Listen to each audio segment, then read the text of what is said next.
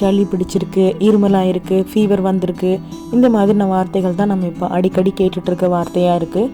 காரணம் சீசன் அந்த மாதிரி. இன்னொன்று இந்த கொரோனாவோட பாதிப்பும் கூட. சம்மந்தம் இல்லாமல் இது ஏன் சொல்கிறேன்னு பார்க்குறீங்களா? காரணம் என்ன அப்படின்னா, இன்றைக்கி நம்ம பார்க்க போகிற ரெசிபி அது சம்மந்தமானது தான். Hi friends, welcome to our channel.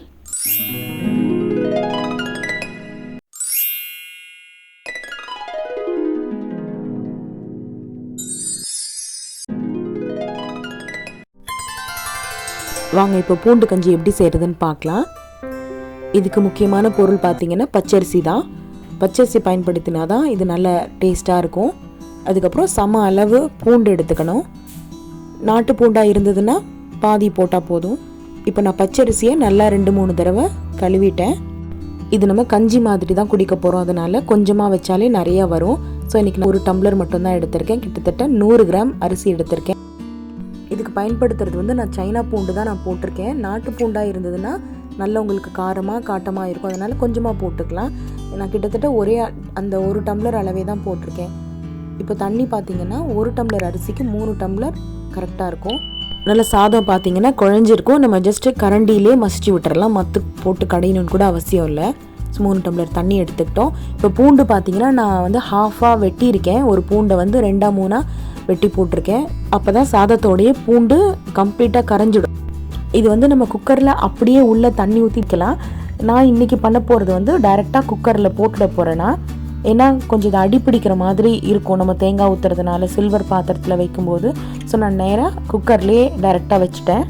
எப்படியும் நம்ம சில்வர் பாத்திரத்தில் சமைக்கும்போது நம்ம இது செமி சாலிடாக இருக்கிறதுனால அடிப்பிடிக்க வாய்ப்பு இருக்குது. ஸோ டைரெக்டாக அப்படியே நம்ம குக்கர்லேயே வச்சுறது நல்லது. தேவையான உப்பு போட்டுட்டு ஒரு 3 விசில் வச்சுருக்கேன். அவங்கவுங்க குக்கருக்கு தகுந்த மாதிரி விட்டுடுங்க.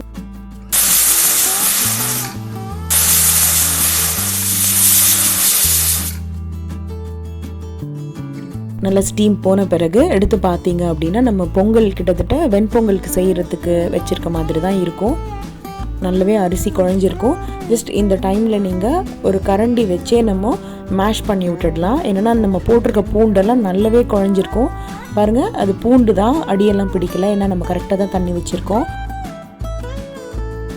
சப்போஸ் பழைய அரிசி யூஸ் பண்ணுற மாதிரி இருந்தால் இன்னொரு 1/2 டம்ளர் கூட சேர்த்து வச்சுக்கோங்க தண்ணி. பொதுவாக இந்த காய்ச்சல் டைமில் பார்த்தீங்கன்னா நமக்கு சாப்பிட்றதுக்கு எதுவுமே பிடிக்காது. இன்னொன்று என்ன சாப்பிட்டாலும் நமக்கு டேஸ்ட்டே தெரியாது. மோஸ்ட்லி இந்த கொரோனா ஃபீவர் வந்தவங்க எல்லாரும் இதை நம்ம அனுபவிச்சிருப்போம்.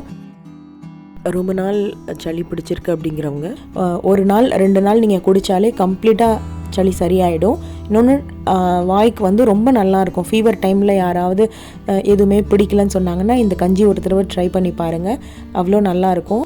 நம்ம இதில் பூண்டு பார்த்திங்கன்னா நிறைய போட்டிருப்போம். ஒரு சிலர் கூட நினைக்கலாம் இவ்வளோ பூண்டு ஏன் போடுறாங்க அப்படின்னு. ஸோ அந்த பூண்டு தான் இதுக்கு டேஸ்ட்டு கொடுக்கறதே. இன்னொன்று பூண்டு அது மருத்துவ பண்புகளுக்காகவும் நம்ம பயன்படுத்துகிறோம். நமக்கே தெரியாமல் அது ஒரு உணவில் சேர்த்துக்கிறோம். பட் அது சளியாகட்டும், இன்னும் நிறைய விஷயங்களுக்கு அது ரொம்ப பயனாக இருக்குது. இப்போ நான் எடுத்திருக்க அரைமூடி தேங்காய் பால் போட்டுட்டேன். ஸோ அதுக்கு முன்னாடியே தேவையான அளவு நம்ம குழச்சிட்டோம். இனிமேல் நல்ல ஒரு கொதி விட்டுட்டா போதும், கஞ்சி நமக்கு ரெடி ஆகிடும். நாங்கள் சின்ன வயசுலேருந்தே கஞ்சி அடிக்கடி செஞ்சு கொடுத்துருக்காங்க எங்களுக்கு. நான் மந்த்லி ஒன்ஸாவது இந்த கஞ்சி வச்சுடுவேன். சளி பிடிச்சிருந்தது அப்படின்னா ஃபஸ்ட்டு நான் வைக்கிற கஞ்சி பூண்டு கஞ்சியாக தான் இருக்கும். நான் மட்டும் இல்லை, நான் செஞ்சு கொடுத்துட்டு நிறைய என்னோடய ஃப்ரெண்ட்ஸ் கூட இதை ஃபாலோ பண்ணிகிட்ருக்காங்க. ஏன்னா இது அவ்வளோ பிடிக்கும், இது எல்லாருக்குமே பிடிக்கும். ஒரு தடவை ட்ரை பண்ணி பாருங்கள், எப்படி இருந்ததுன்னு கமெண்ட்ஸில் சொல்லுங்கள். ரொம்ப ரொம்ப சிம்பிளான இன்க்ரீடியன்ஸ் தான் இதுக்கு தேவையானது எல்லாமே. ஒரு சிலருக்கு பச்சரிசி ஒத்துக்கல அப்படின்னா அவங்க வேணால் புழுங்கரிசியில் கூட செஞ்சுக்கலாம். பட் ஆனால் பச்சரிசி தான் இது ரொம்ப டேஸ்ட்டாக இருக்கும். பாருங்கள், நம்ம போட்ட பூண்டு எதுவுமே தெரியல. நம்ம தேங்காய் பால் போட்டது எல்லாமே பார்த்திங்கன்னா நல்ல ஒரு க்ரீமி டெக்ஸ்சரில் ரொம்ப நல்லாயிருக்கும். சப்போஸ் ஒரு சிலருக்கு இந்த பதமே பிடிக்கல, அதாவது ஸ்பூனில் எடுத்து சாப்பிட்றதே கஷ்டம் அப்படின்னா நீங்கள் வெந்த சாதத்தை நல்லா மிக்ஸி ஜாரில் ஃபைனாக பேஸ்ட் மாதிரி அரைச்சிட்டு அதுக்கப்புறம் நம்ம தேங்காய் பால் ஆட் பண்ணினோம் அப்படின்னா கிட்டத்தட்ட ஒரு சூப் மாதிரி இருக்கும்.